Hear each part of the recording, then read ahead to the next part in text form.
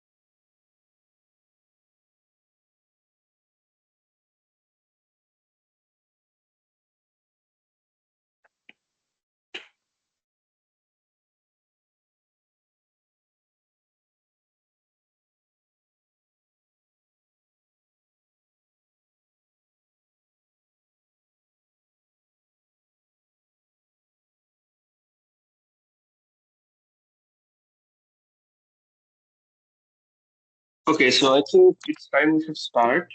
So I'll introduce the speakers.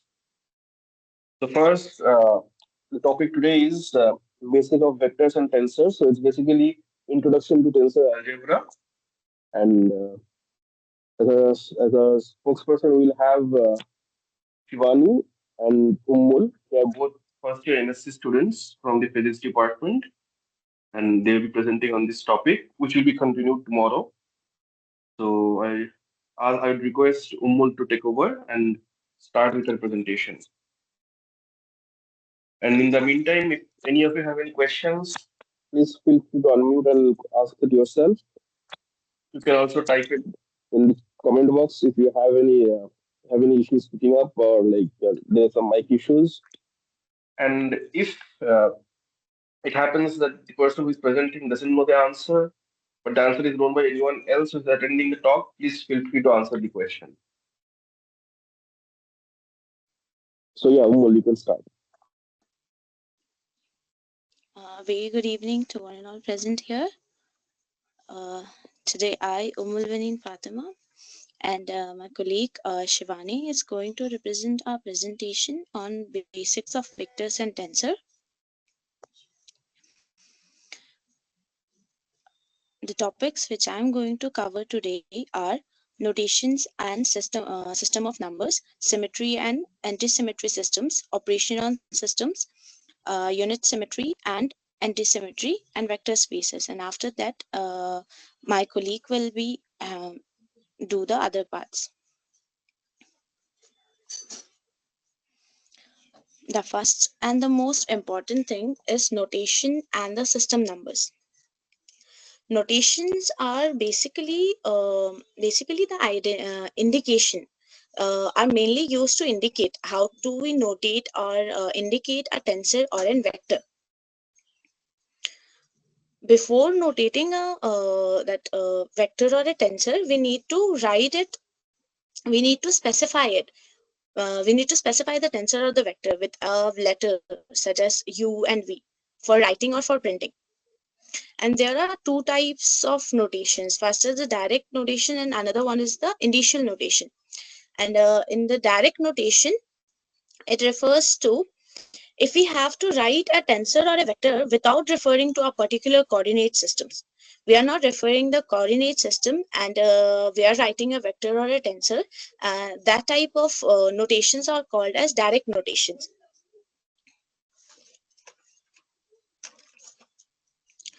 It is just a symbolic representation, basically. Such as if you can see here, here the vector, it is represented as vector is represented as a single underscore, while as a tensor it is represented as double underscore. In the direct notation, we just symbolic, we just give it a symbol that it is a vector and it is a tensor.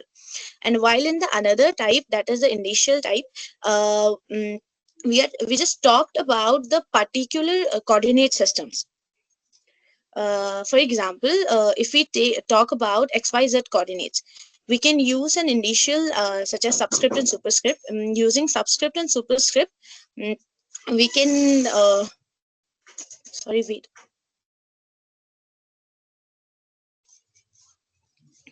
There are different types of ways to write the indexes.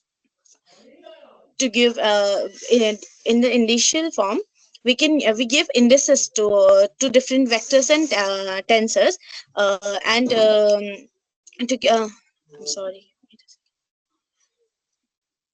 Here in this example, I have shown three vectors that are mass. There is no indices in this because it is mass is a scalar quantity, so it does not have any indices. While as the velocity, it is a linear tensor or linear vector, so it has a single indices. And stress, it is a multiple vector or a tensor, so it has two indices.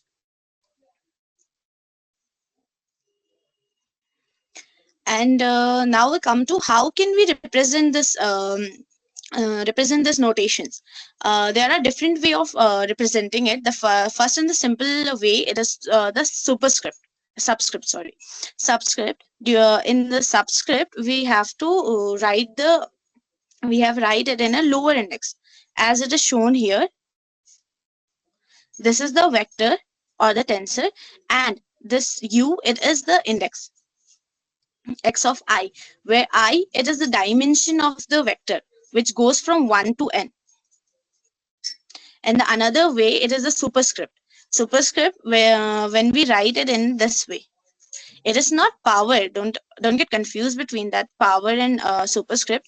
Actually, power, when we write a power to a tensor or a vector, we just write it in a parenthesis and write down the power up there.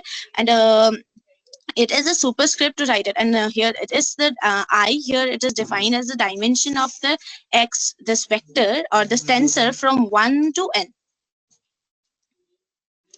And the another thing is summation. We already compressed the vector or the tensor, such as we have write it like from x of 1, x of superscript 1, or x of superscript 2, x of superscript 3. We write it in a form of x to the x of superscript I. And for more compressions, for long equations and expressions, we write it in a form of summations like this. Summation of I is equal to 1 to 3 a of I x to the power I. Instead of writing it in a big equations, we just compress it and write it in forms of summation of I is equal to 1 to 3 a to a of I and x to the power I. Instead of writing a long expression, we just compress it in a small form using a summation sign. And another way of notation, it is the matrix notation. In the matrix notation, we just write, here we have a notation A of ij. We have write this in the form of matrix of 3 cross 3 matrix. I have defined this I is equal to 1 to 3 and j is equal to 1 to 3, and I just write it as A11, A12, A13 and A21, A22, A23. Here the I denotes the row and j denotes the column of this matrix. And we can write a tensor in a we can write it in a form of matrix also. Next thing is symmetry and anti-symmetry systems. If we talk about the symmetric systems, the symmetric system. Just a minute. So, like, did Yeah. you introduce the summation convention? Yes, sir. Did you introduce the summation convention, the Einstein summation convention? No, Yeah. sir, not So, yet. It was just a way how we can write. If we have a long expression, we can write it in a summation form, not the in Einstein summation convention. It is going to come in the further slides. It is there.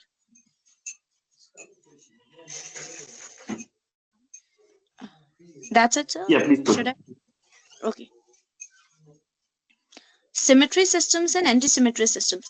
If we talk about the symmetry systems are the systems in which, if we change we have a second order, if we have a second order system, second order, which means that the order of this system, it has two indexes, which is I and j.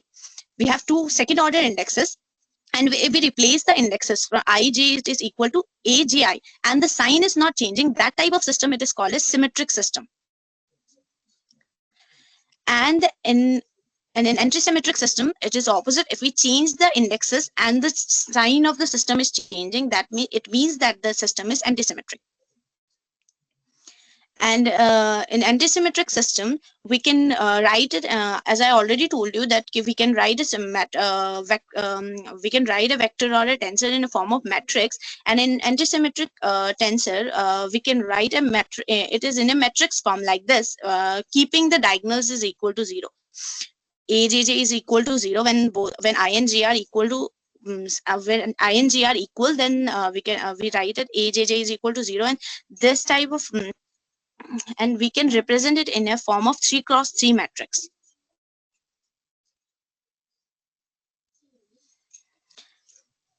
And another most important thing is the operations. We can operate two vectors or two tensors together to get a new vector or a new tensor. The first operation which we are going to operate, it is the addition and the subtraction. The basic and the most important operation. Addition and subtraction can be performed on the same order and same type. The order of the vectors should be same. That is the basic rule for addition and subtraction of a vector. While editing, if we add two vectors together, such as if I take a ai plus bi, it will give rise to ci. To another, it will give the result is another vector of same order. We can also add two matrices like in a similar way. The first row and the first column of the matrix will add up with the first row and the first column of the another matrix, such as we can say it as an aij and bij. This will add up and give rise to a cij. The first row and the first column of the matrix will add up with the first row and the first column of the another matrix, and similarly the other row and the other columns will also add up and give rise to another matrix, another tensor or a vector of same order. And the next part is the product of tensor or vectors. While in the addition and the subtraction, it was said that it is compulsory that the order of the two components which we are taking, it should have same order and same type. In the case of product, it is not like this. We can do the product of any two vectors. They are having, whether they are having same order or not, it doesn't depend on that. Such as here I have multiplied two single ordered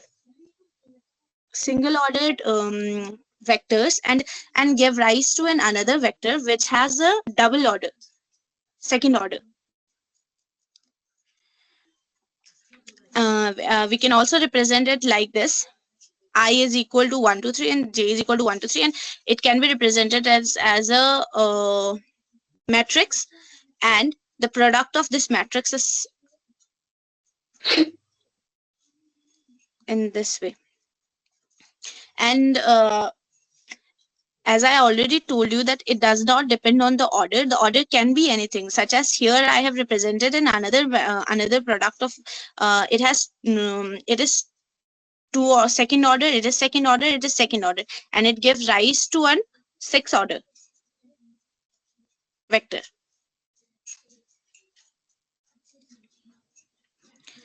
And the next operator which we will study, it is contraction of system.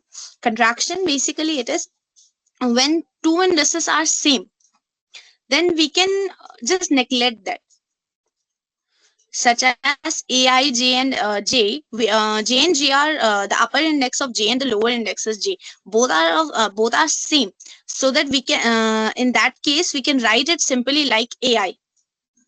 we can neglect that JJ as they are same. So that operation, it is called as contraction of the system.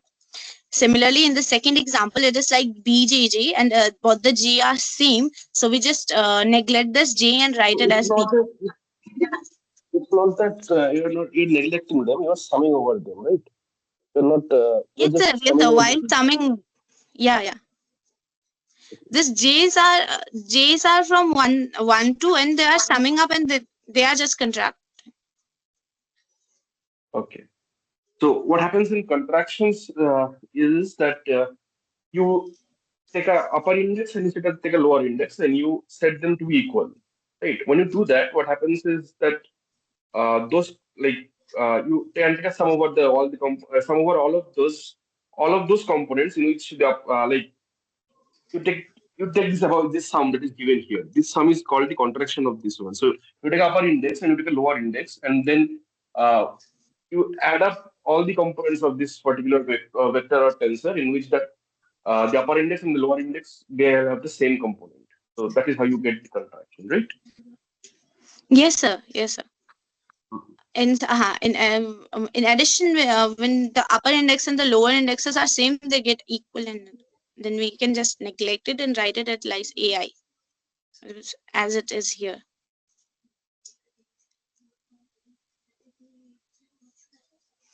And here it is this Einstein summation convention, which sir was already saying that in the in Einstein summation convention, with both when two indexes are same, in summation convention when two indices are same, we can neglect the summation part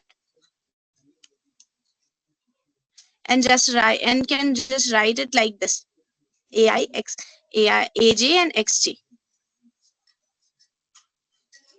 Yeah. So what happens is that whenever you see a tensor, so that one index and one upper index and one lower index are like set to be same.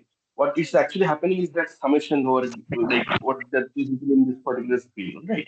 We are summing over that particular index, and we don't write that explicitly because otherwise the notation becomes very cumbersome.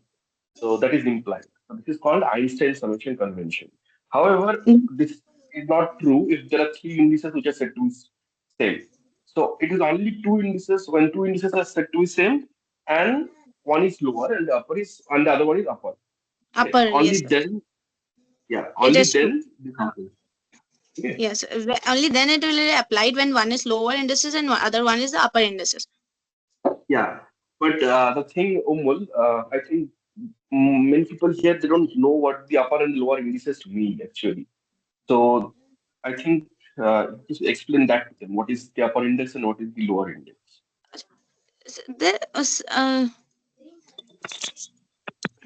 So you see, what happens is a vector is basically a geometrical thing, right? Not a yes mathematical sir. vector. When you talk about physical vector, we usually deal with vectors. See, vectors can be anything, anything that anything that obeys the rules of the vector space. We can say that okay, they are vectors. So, Yes sir. but that yeah, but that is in physics. So we usually deal with vectors. We usually deal with vectors as directed lines, right? They are direct. They have a direction and they have a particular length, right? So this length is the components, and these directions is its direction. So these two things together makes a vector. And Yes sir. I think you should spend some time explaining what that is and what are these numbers that you are writing this upper index and the lower index because that you see is what confuses many people. So, So the so is it there in the like the next slides, like in the future slides? so should I explain it now or Yeah, I think we should better explain these numbers and these things before because otherwise you are telling the operations on them and nobody's like understanding what that is there, right? What are those upper index, what are those lower index, what are these numbers, and where are the bases? So once you show them that form, then okay, see what you are doing here is you are ignoring the bases, right? You are just dropping the bases and just dealing with the components, the numerical components of the base yes sir. associated with the bases.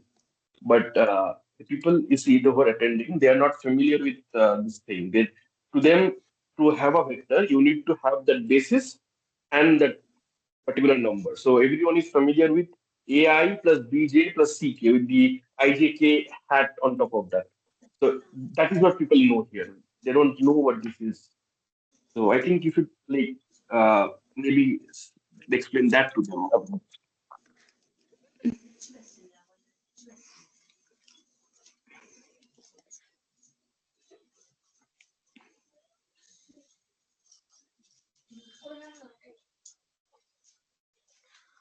Mm, okay. So should I explain this? What is this lower indexes and upper indexes? I Yeah, but first you show them how a vector looks like.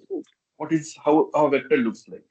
So what happens? A vector is basically for your basic understanding right now, a vector is a directed arrow, right? It has a direction and it has a length. Yes, Now sir. what I will do is I will bring in a particular coordinate system or a particular whatever you call it, right? And now I will Yes, sir. decompile, and this system will have the three directions. I'm talking about three dimensions. So it will have three basis vectors, the I, the J, and the K, right? So next what Yes, I sir. do is in I will call this I to be E lower the lower script I. Okay, so E lower script one is I hat, E lower script two is J hat, E lower script three is K hat. And any of them I can represent by EI, E lower script I, where this I can be 1, 2, or 3. Now now what happens, a general vector form is like a general vector is represented as AI plus BJ plus CK, right? So, So if that is the case, yeah, any doubt there? So I'm talking about three dimensions. So it's AI, BJ, CK. Then it could be, if it's higher dimension, it could be DL.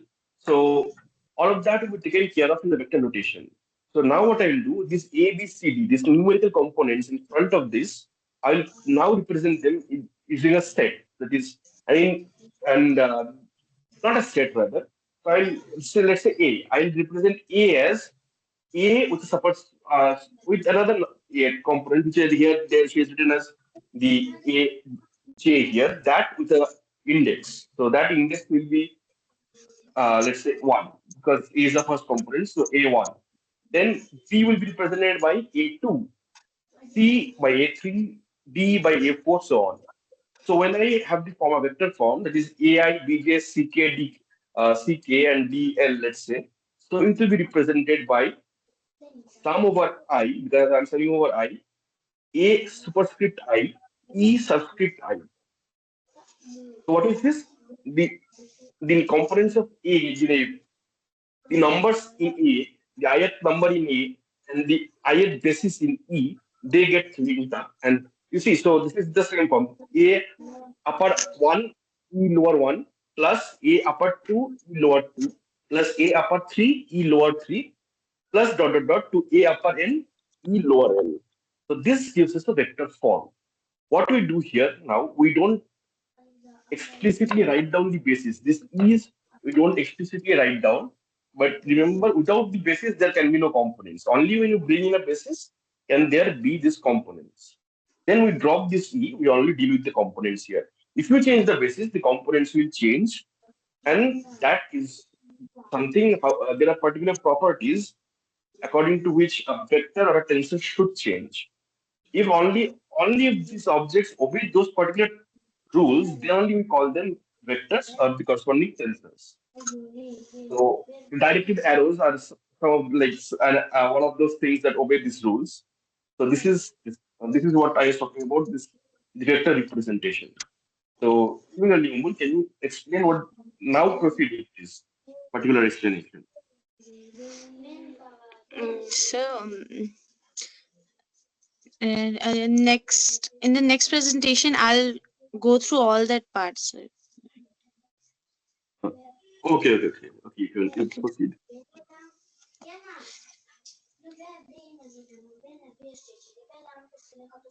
Should I go to the next topic? Yeah, yeah, sure, sure, sure.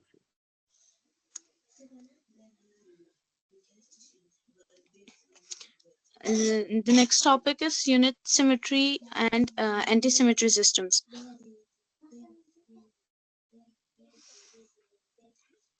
And the unit symmetry systems, basically it is the direct delta notations, direct delta and delta symbols, it is also called as. uh, in the delta ij, um, or we can represent it like this, delta I and ig, it is equal to 1 if I is equal to j, which means as I have shown you that this I and j, we can represent it I is equal to, if I said that I is equal to 1 2 and 3 and j is equal to 1 2 and 3, and we can represent it like a matrix to delta 1 1, sorry.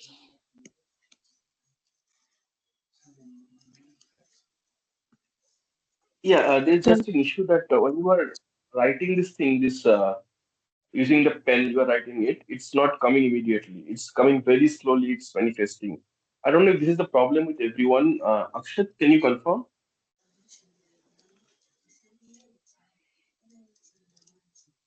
Hello, Akshat, or anyone else in the meet who can Yes, confirm? yes. Yes, it is quite delayed. Yeah, Okay. so there is a delay. There is a delay when you are writing and when it's appearing actually, and it's appearing very slowly. So uh, there is an issue with that. Okay, so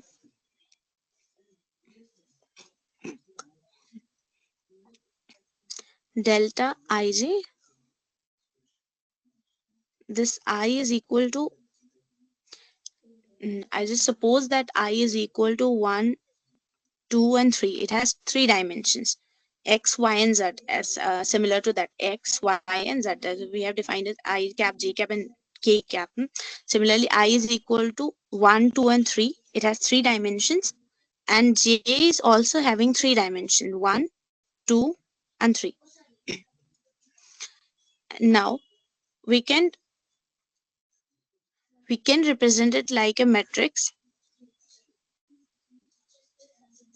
delta 1 1, delta 1 2, delta 1 3, and similarly here. And this delta 1 1, when I and j are equal, then we can write it like, we then it is equal to 1, then this direct delta, it is equal to 1. And when I and j are not equal, I is not equal to j, then it is equal to 0. And if we represent it in a matrix form, then we can represent it like this: 1 0 0 and 1 0 0. The diagonals are only equal to 1 because they here the I and j are equal, and else everywhere it is equal to 0.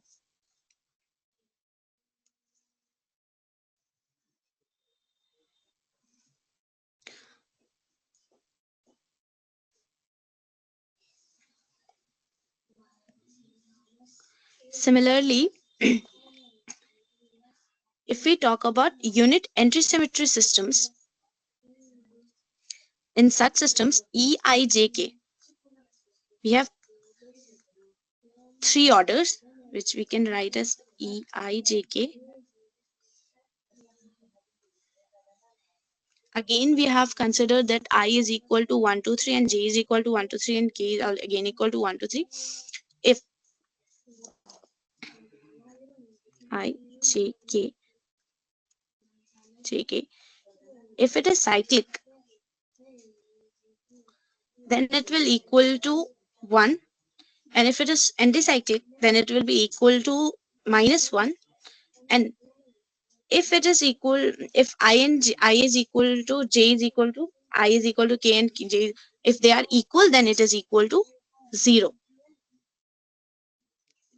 Here if e raised to the power 1, 2 and 3, 1, 2 and 3, if they are cyclic form, it's like this: 1 I is equal to 1, j is equal to 2 and k is equal to 3.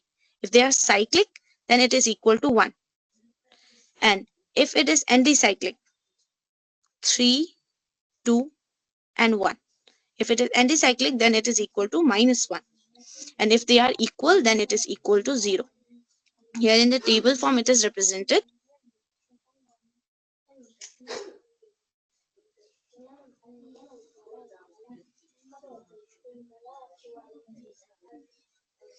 That's it for today. Thank you.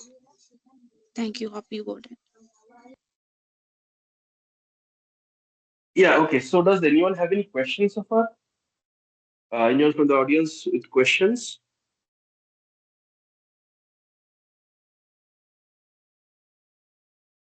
Nobody? Nobody has a question? Okay, fine. Then I think Shivani can proceed with her part. Thank you, Umul. It was a good presentation. So, yeah, Shivani, Thank you, can you sir. please, Thank you for your. yeah, Shivani, can you connect yourself?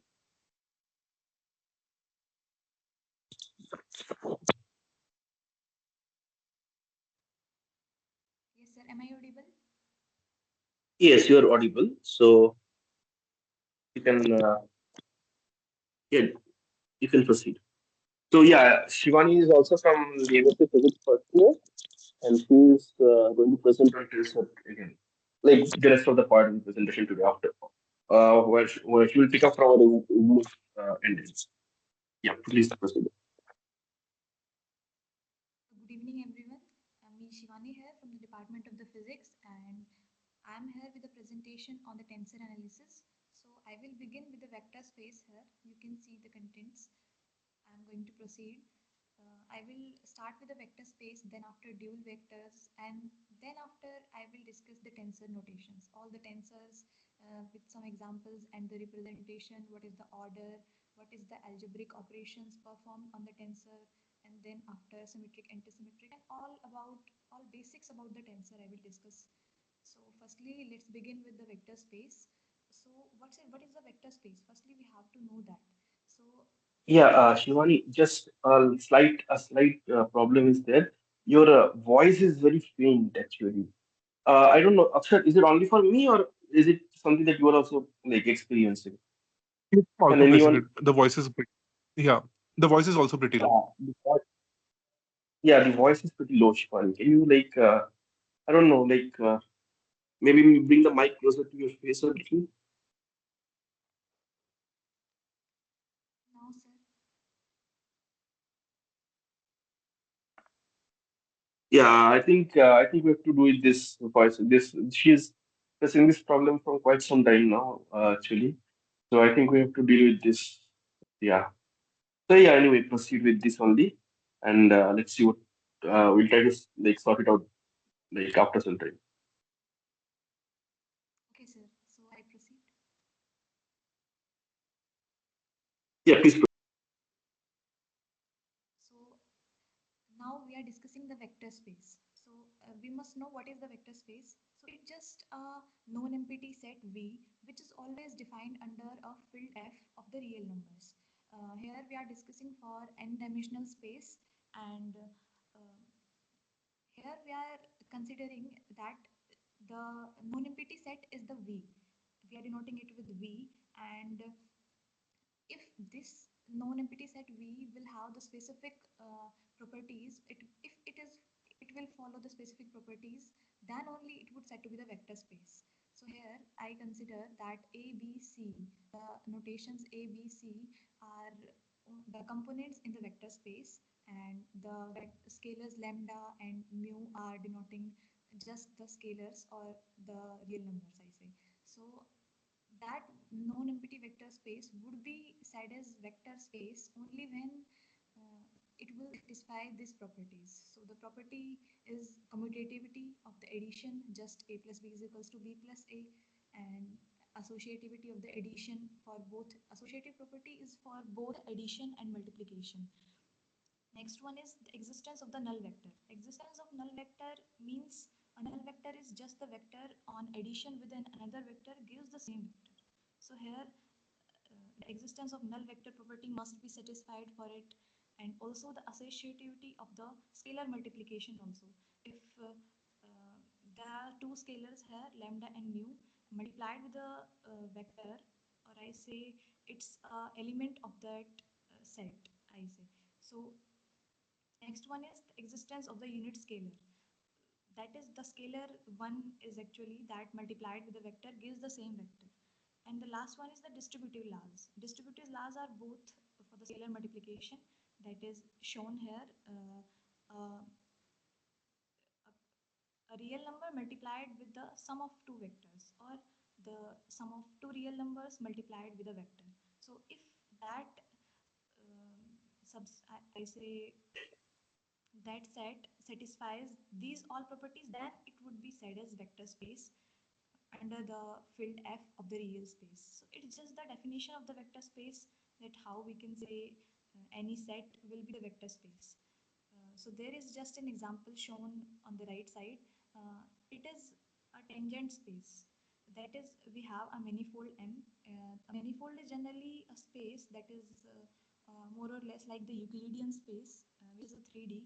Um, and here we have taken a point P, and at that point P there is a tangent. No, We so have a manifold can be in general anything, right? It will not be Euclidean. It can be any kind of space, right? it can it can have n dimensions as well, but we are discussing for But the yeah, tangent space. and it need not be Euclidean, right? It can be a different form of space also. That is why these tensors are needed, right? To deal with non-Euclidean also. If it's Yes, just Euclidean, we don't need tensors like that. So it is true for any kind of spaces, so long it's a manifold. There are some conditions on manifold. If people are interested, you can go and check out this differential geometry and all. But so far, manifold is anything that is a continuous smooth geometry. Okay? So any continuous smooth geometry here is a manifold, right? yes. So yeah, you can proceed. So we have taken a point P, and at that point P, we can't draw a single tangent. We will have many of the tangents, and that will form a tangent space. So here it is defined as an example of the vector space, that is the tangent space denoted by TP. So next, here I will discuss the tangent vector. Now we have discussed the tangent space, but at that tangent space we can have many of the tangent vectors according to the different parameters. According to a particular parameter, here we say the parameter is lambda, and according to that we can say that on that tangent plane there would be a particular tangent vector v, and it will satisfy the given equation which is shown here. According to the lambda, it varies, and here mu is the Greek subscript, which is generally start from 0 to n minus 1 if it will have n dimensions. And also this vector space satisfy the property which is shown here. It is invariant under the Lorentz transformation. Here, what is the v nu and v nu dash? These are the vectors on these tangent plane. We can have many of the vectors on the tangent plane, so we can compare any of the two by having some matrix which is lambda nu dash nu bar nu dash. So it's just if we have the set of all the tangent spaces of n-dimensional manifold, then it will assemble to form a tangent bundle. So here we are having, firstly we discuss that we have a manifold, and then at a particular point we are drawing a tangent plane, and then at that tangent plane we have a point x, and then at the point x we have drawn a tangent vector. So here we have defined both the tangent space and the tangent vectors as the example of the vector space. So next I will discuss the dual vectors. So dual vectors are what basically these are, I say, shadow of a vector space, because every vector space have its associated dual vector space. Usually I denoted it by asterisk.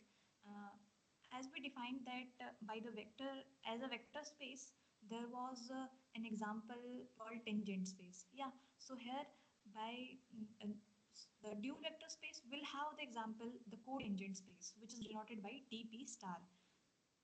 And if we consider the vector omega belongs to that cotangent space, then it would satisfy the given property. Here v and w are the vectors belonging to the vector space, and omega is the vector belonging to the cotangent space.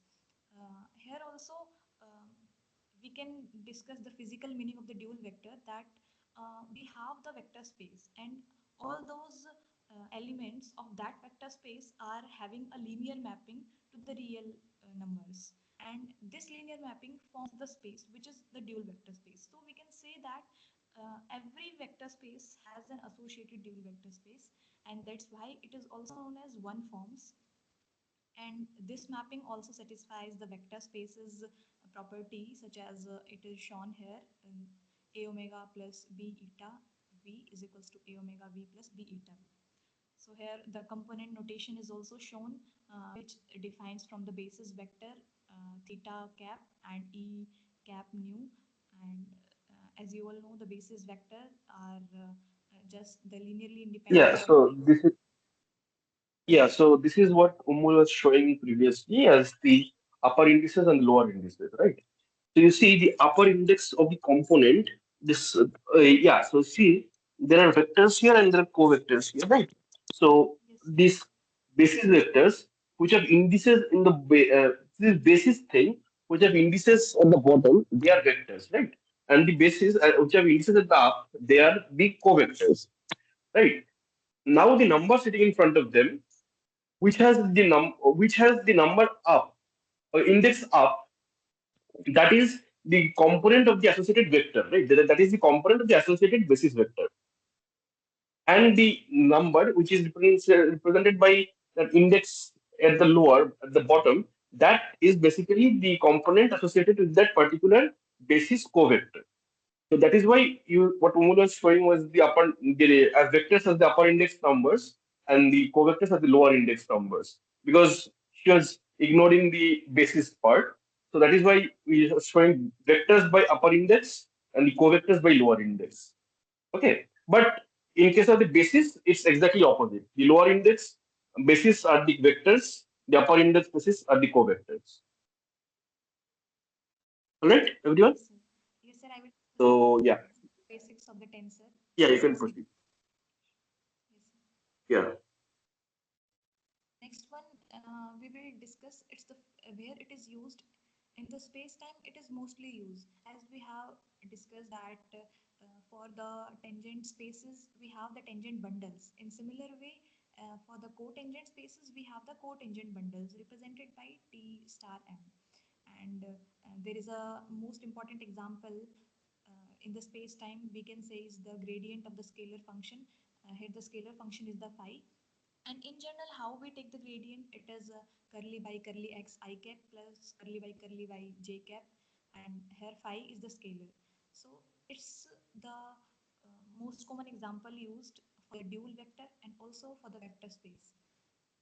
So we are proceeding for the tensors now, because we have discussed some parts of the vector, and now I will go to the tensor, the basics of the tensor I will go. So here for the starting of the tensor, we must know firstly what is scalar and what is a vector. So as we know that scalar have only the magnitude and the vector having the magnitude as well as the direction. But it is important to note that for a vector, there is a one particular direction, and also the components will satisfy the vector addition law. But for the tensors, it have the magnitude as well as one or more directions, I say, because tensor is a large quantity, and scalars and vectors, although matrices also comes under it, because I can say for the scalar it is a tensor of rank 0. I will define the rank after that, but we must know that it is only having the magnitude, so it will have the rank 0. So it is, I can say the scalar as the tensor of rank 0. Similarly for the vector, there is a magnitude in direction, so it will be of the rank 1. Similarly, I can also say for the matrices that these are having the rank 2 and these are also under the tensor algebra. But the matrix algebra will also will only up to the scalar vectors and the matrices. As shown in the diagram also, you can see that for the tensor, for the scalar, there is a zero-way tensor, and for the vector, there is a one particular direction. I can also say it as a column matrix also. And then after it is the two-way tensor, uh, T cross 3 or any n cross n matrices. And then after tensors comes when it goes into a 3D. So this is the way where I can define how I can define the tensor. And there are some examples also. Uh, the most common examples are stresses. Stress means elastic stress, as I can say it have two. If I consider an elastic solid, so it would have the two directions. One is normal to the area, and another one is the direction of the force. So it is a a tensor quantity here.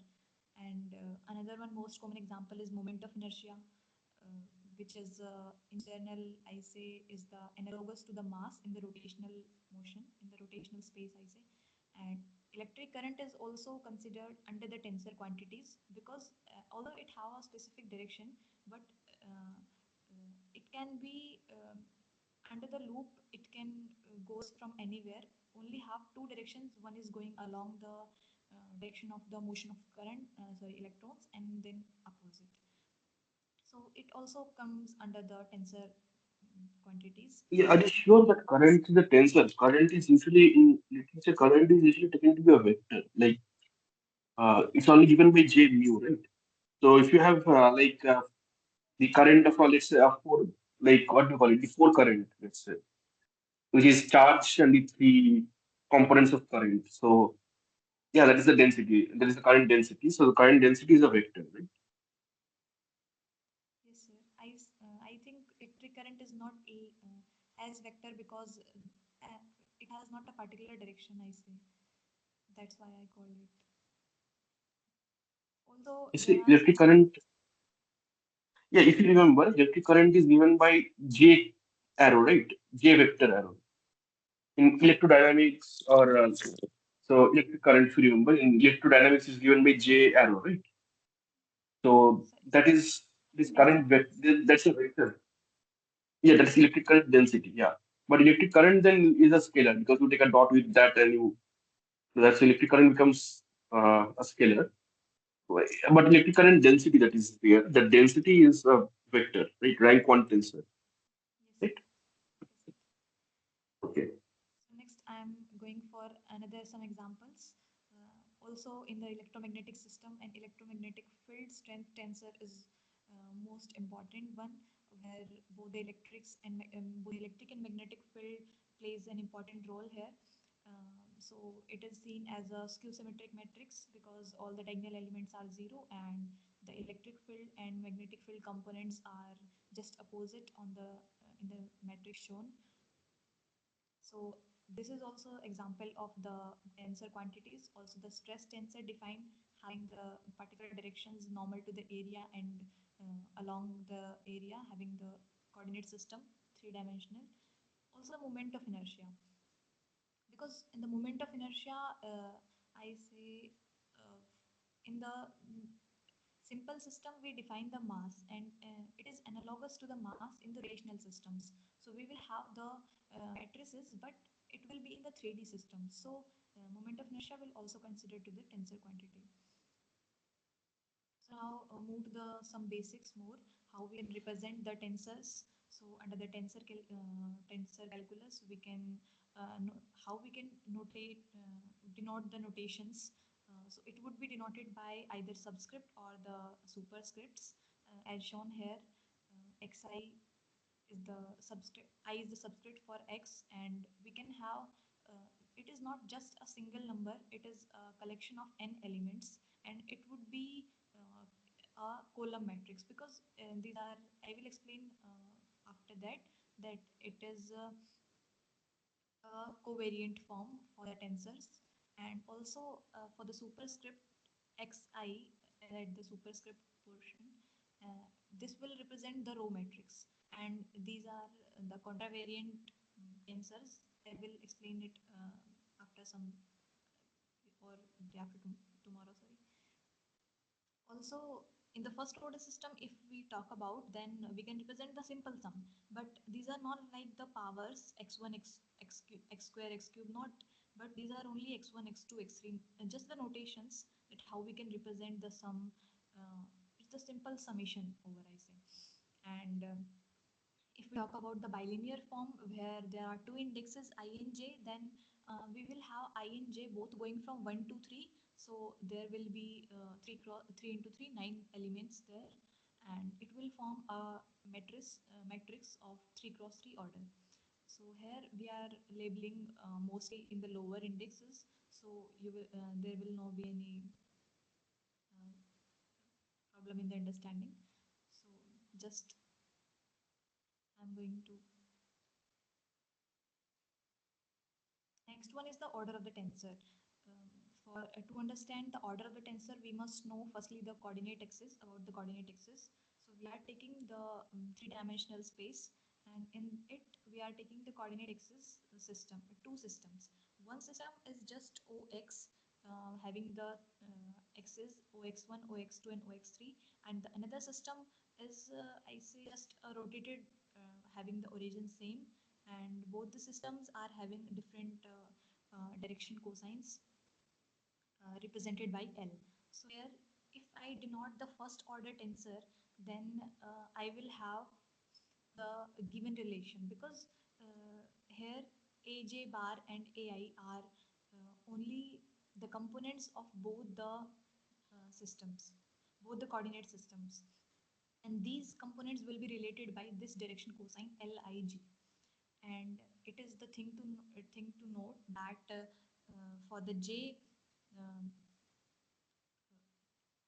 both I and j are varying here from 1 to 3, because we are taking the 3D system. And here aj bar is the component for the rotated system, means ox bar system, and ai is the component for the ox system. So these are denoted by this. And why we call it first order tensor? Because there is only one single index in each of the component. And for if we talk about the second order, we will have the two indexes for the each component related to both the coordinate systems. And here I will have the two direction cosines here, because in the relation we discuss about the second order tensor, and for the second order tensor there would be two direction cosines. Uh, we must note here that for each direction cosine there will be two indexes, because we have only two systems. We are dealing with a two system, so we will have um, only two indices for direction cosine, but the number of direction cosines will be equal to the the order of the tensor, I say. Similarly, for tensor of any order, for in general nth order or mth, so there will be m suffixes at the bottom um, for both the components a bar and a, and the direction cosines will have there will be m direction cosines for a mth order tensor. So it was just the basic for the order of the tensor, how we can define the order. Next one is the transformation rule. It is just the recap for the previous slide, that we have a scalar, so it's of order 1, sorry, order 0. So there will be no any transformation from one single system to another, because we have only magnitude here.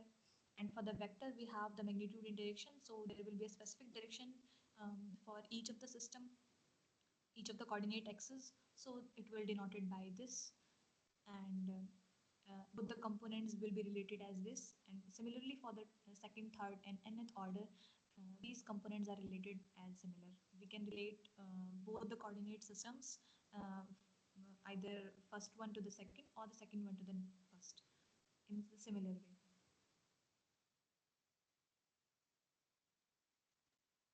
Next, I'm going to tell the algebraic operations on the tensors.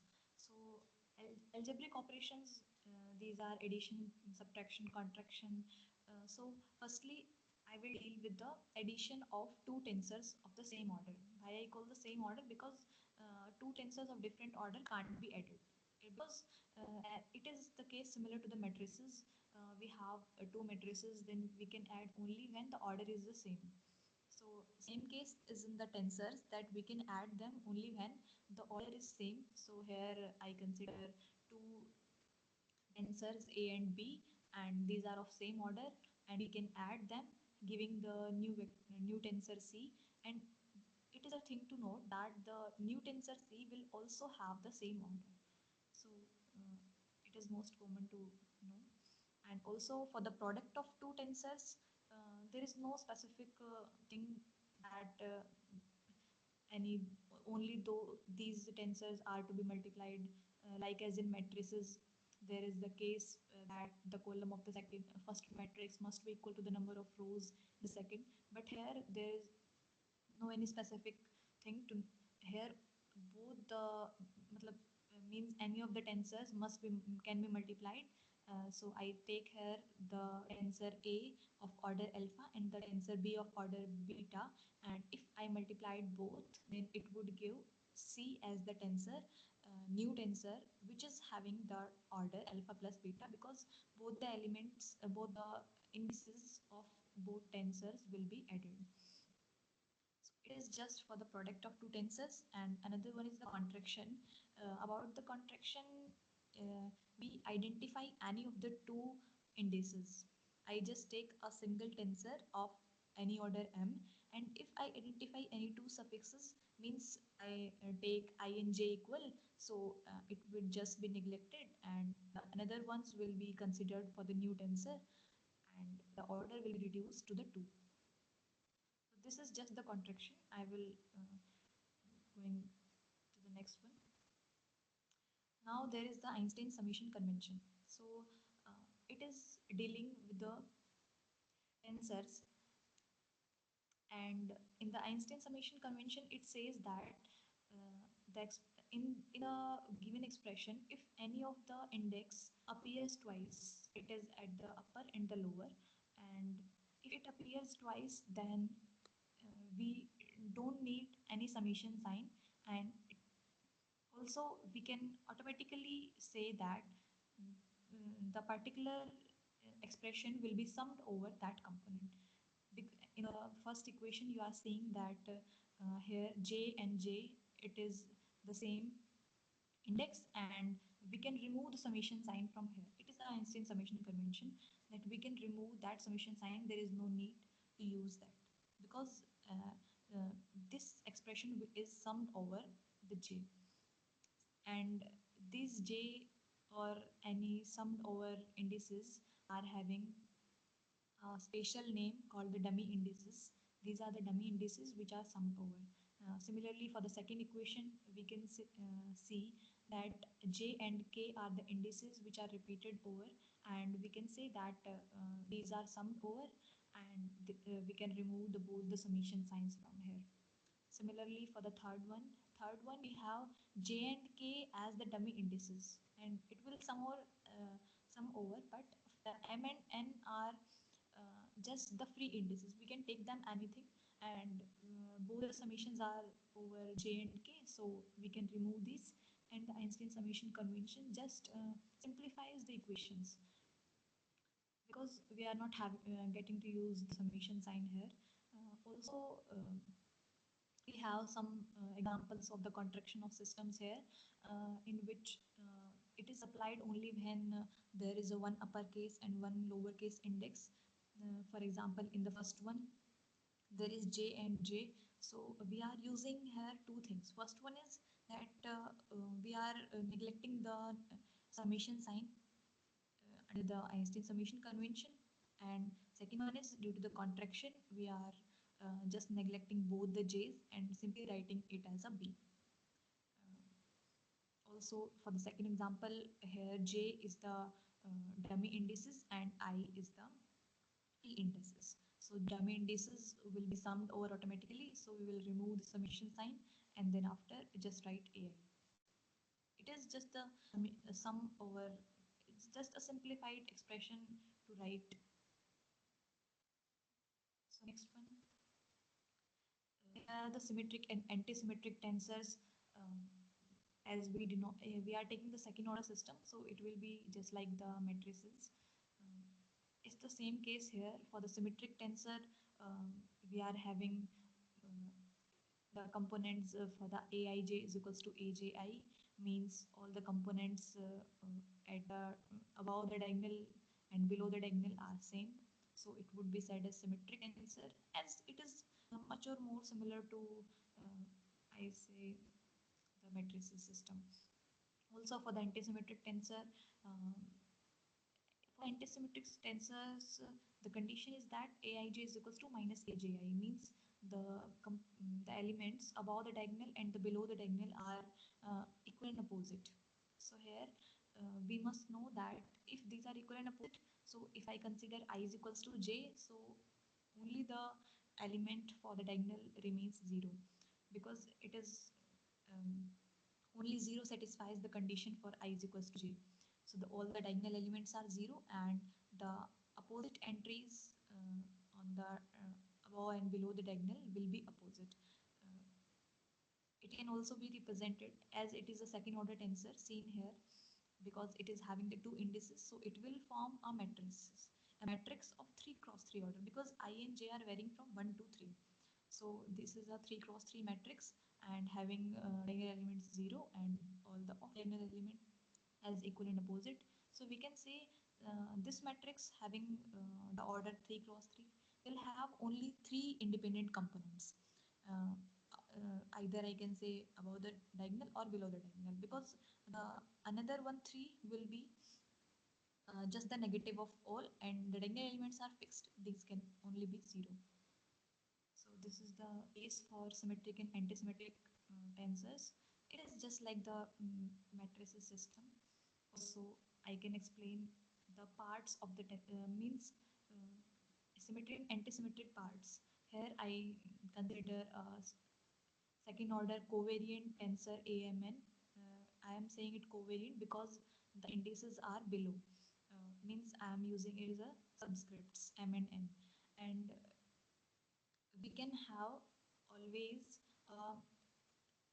means tensor is always the sum of one symmetric and one antisymmetric tensor, because I can write AMN in a similar form, half AMN plus ANM and half of AMN minus ANM. So always ANM and ANM will be cancelled and the equation it's remodified, is a modified form, and I can say that a tensor is always can be written in the form of one symmetric and one antisymmetric part. Why I am calling the first one is to be symmetric, because if I exchange the m and n, then it will give the same expression, and for the second one, if I exchange m and n, then it will give expression with a minus sign. So that's why first one is symmetric and second one is antisymmetric part of the tensor AMN. So I can say that every tensor can be represented in the form of in the sum of one symmetric and one antisymmetric tensor. Okay, so next one is um, sorry, for the tensors in relativity. I would to discuss somehow the space-time interval here in the space-time spatial theory of the relativity. We discussed the four-dimensional space because we have three dimensions for the space and one for the time. Uh, I'm using it because in the spatial theory of relativity, we use many notations for the tensors. Here, if I consider the four-dimensional space-time, because space-time is always to be the four-dimensional, if I consider space as three dimensions, so it would be known as the Minkowski space, and the tensor notations here used are the x nu, where mu is the Greek letter, so it would be go from 0 to 3.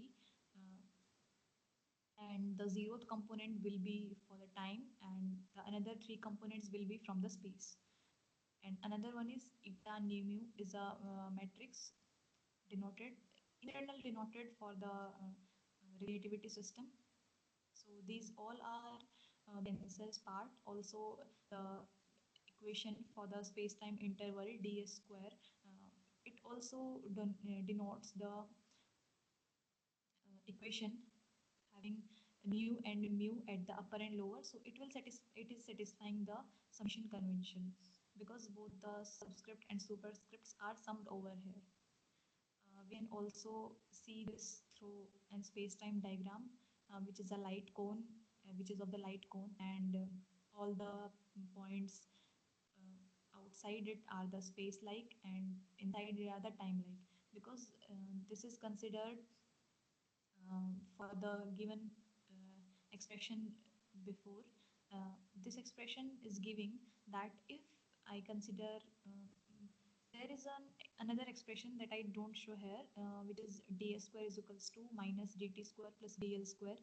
Here I take c is equals to 1, and it shows that if the space dominates, means dl square is greater than dt, then it would give the positive, means it is the space like outside the light cone, and below is if it is negative, then it is time like inside the light cone, and another one is null vector or the light like, which is just on the light cone. So I'm not discussing it more because I show it only for because here are many tensor notations used. So it was just for today. Thank you so much. Okay, so thank you, Shivani. It was a nice presentation. So today we have discussed on as far as the conventions that we use, the notations and conventions, and this upper and lower indices. These are the things mainly discussed today, and this will be continued. I think let's not meet tomorrow. Let's rather postpone it to next week. Okay.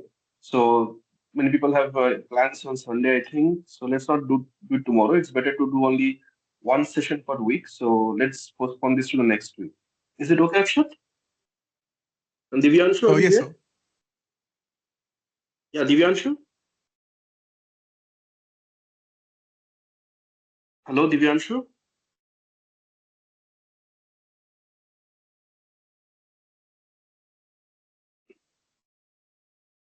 Akshat, can you hear Divyanshu? I don't know. There's some sound issues. I think there is some sound issue from his end. Yeah. So yeah. Anyway, we will end it here today. So thank once again, thank you to the speakers of today.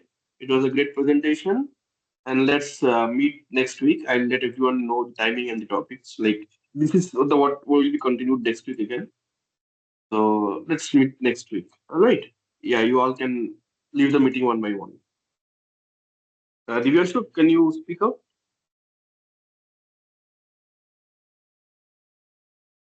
We can't hear you, Divyanshu.